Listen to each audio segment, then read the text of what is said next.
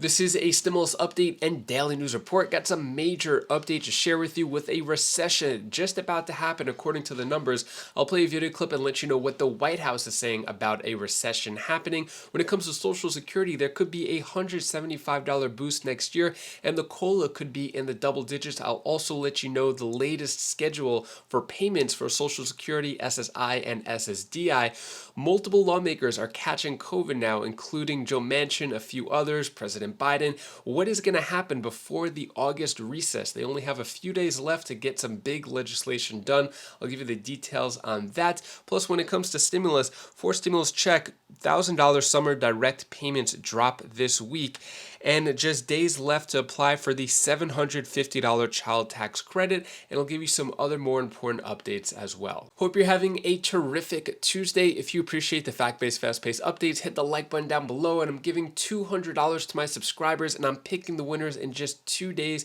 so you still have some time to sign up if you haven't already. Details down in the description below.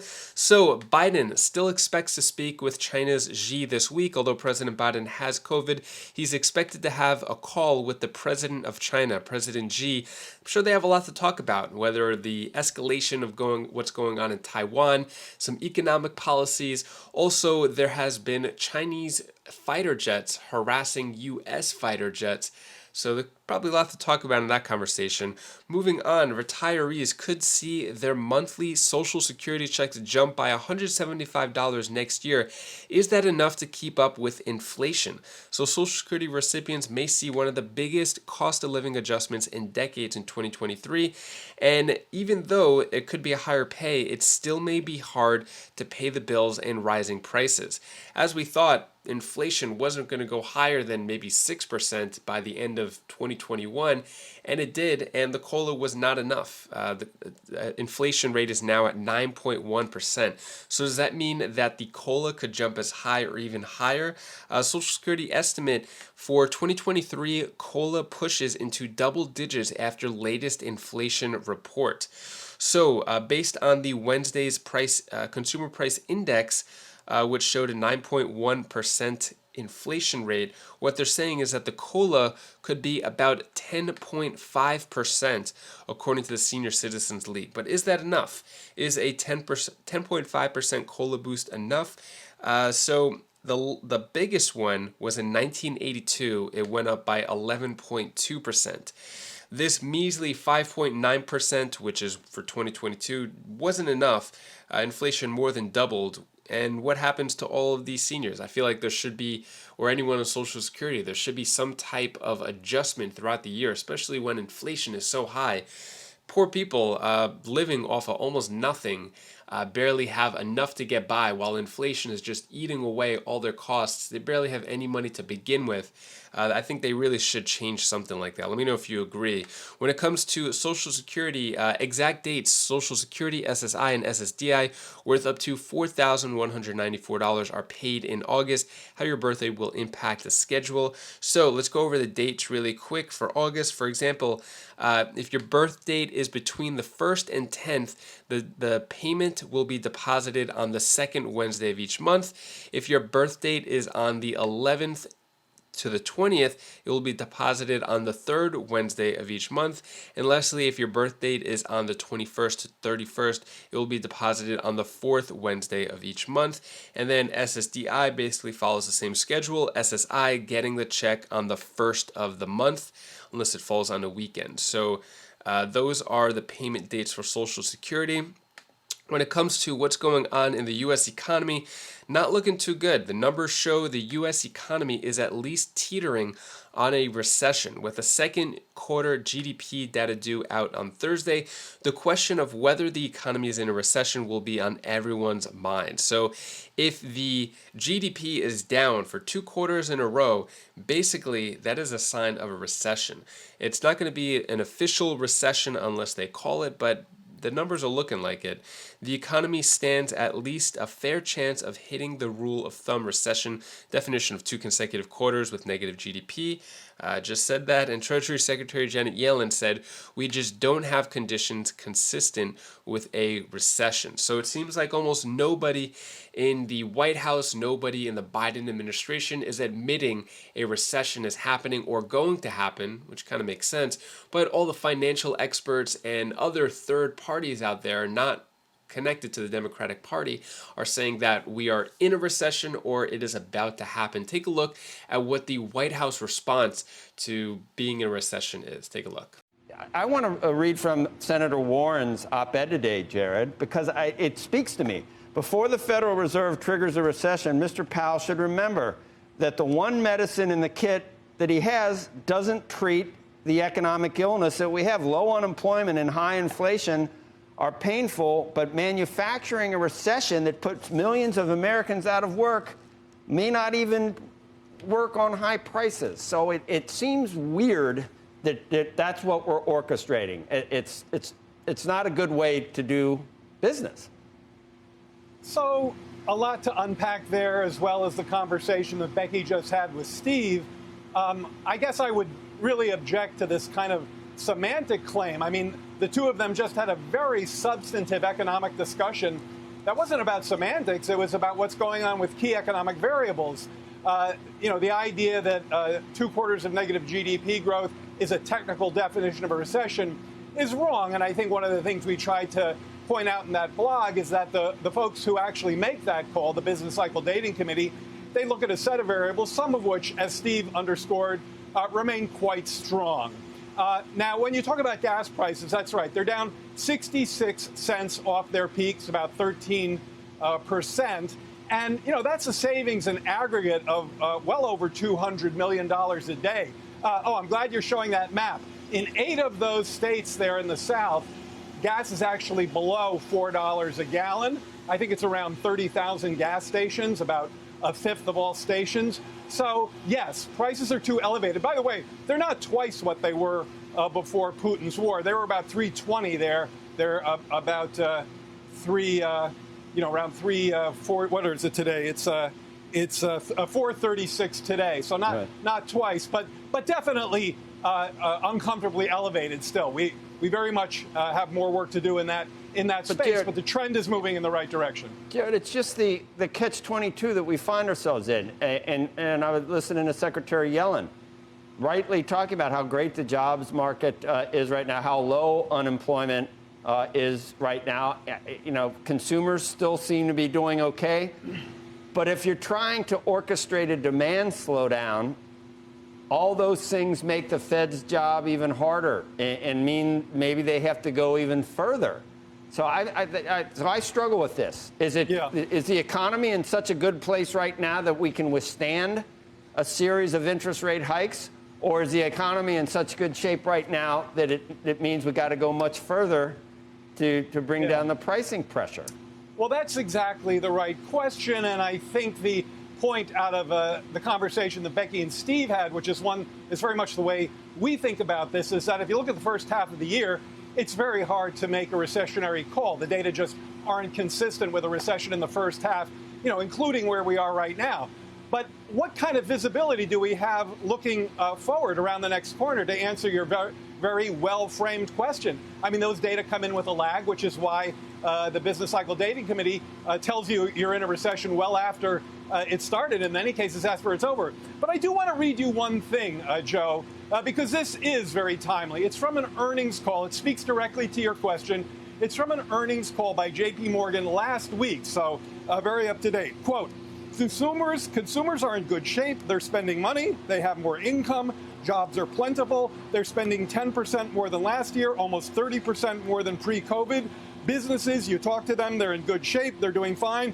We have never seen business credit better ever in our lifetimes. Now, that doesn't mean all bets are off regarding recession probabilities, but it does mean that the backdrop of a strong labor market, solid balance sheets, elevated consumer spending puts us in a good place relative to where we've often been in times of pressures like those we face right now. So what are your thoughts? Are we in a recession? If we are or about to be, should we get more checks for that? If we look at the past 2 recessions, 2001, 2008, there were stimulus checks in both of them. So if there's a recession in 2023, should there be more stimulus checks, recession relief checks? Let me know your thoughts on that. 6 House staffers arrested while protesting in Chuck Schumer's office. So why were they protesting? Good question. So what happened here? 6 House staffers arrested on Monday for protesting legislation to address climate change in Senate Majority Leader Chuck Schumer's office, demanding he restart negotiations with Senator Joe Manchin, according to Capitol Police. So this is an interesting protest. Basically, they're protesting Chuck Schumer because they want Chuck Schumer to negotiate again with Joe Manchin so that there could potentially be a climate action bill. Doesn't seem likely. Joe Manchin has not played ball at all when it comes to climate and a lot of other things. So this arrest, getting this type of attention, I just don't see how this will affect Joe Manchin. Since Joe Manchin is, the king, everything has to go by him, and he's not letting anything go by him. Speaking of Joe Manchin, Senator Joe Manchin tests positive for COVID-19, among a few other lawmakers. And this happens at a very tough time because it's right before the August recess. So August recess is just a few days away, and all the politicians have to get everything done before this August recess, before they could go on their state work period, their vacation, whatever you want to call it, recess, But yeah, I don't know what's going to happen now, but they have a lot of stuff on the agenda. Take a look at this video clip right here about all the things that they're supposed to get done before, and COVID is kind of messing them up. Ali, let's hit the breaking news that we just got over our emails. I'm sure you saw it as well. Senator Joe Manchin, in fact, testing positive, not the first, not the last, test positive with COVID amidst kind of this march towards the summer recess in the Senate. So much stuff to get done legislatively. Is this going to put a wrench in efforts to get the work done that they need, considering all of the folks that are continuing to test positive? Yeah, maybe, because this is really a numbers game, especially in a 50-50 Senate, when you have 2, potentially 3, depending on how Senator Tina Smith is feeling, 3 Democrats out. It could potentially roil the plans that these senators have to really sprint to the finish, cramming before this August recess to get so many of their agenda items in, not just on that reconciliation package that you mentioned that Senator Joe Manchin was able to broker with Senator Chuck Schumer that encompasses things like Obamacare subsidies, as well as prescription drug pricing, but that could potentially be in jeopardy, as well as other things that they want to do on microchip funding, as well as other pieces of their agenda. So there's a few things that this could touch now, but one of the things that I'm thinking of too is this push that we saw over the course of the last week on codifying same-sex marriage. Yeah. You mentioned that it comes after someone like Justice Clarence Thomas says that that was wrongly decided and should be revisited, but it's senators in this building who are saying that too. Senator Ted Cruz just about 2 weeks ago said that decisions on gay marriage and on other things were clearly wrongly decided because of the logic used to overturn Roe versus Wade. So there's now a push coming in bigger bipartisan fashion than we've ever seen before to codify that into law in a preemption of the court. But at the same time, the magic number, as always, is 60. I can probably count to 4 Republicans who are on the record saying that they would support that push. We could probably get to 10 based on guesswork and off-the-record guidance, but it's not exactly clear that they have that magic 60 to do that right now, though I'm told that those conversations continued over the weekend, too. So will they get it done? There's a lot more on the line now, because if they don't get stuff done before this August recess, basically once they come, the Democrats come back, or I guess Congress in general, once they come back from August recess, they're all going to be campaigning for re-election with the elections coming up in November.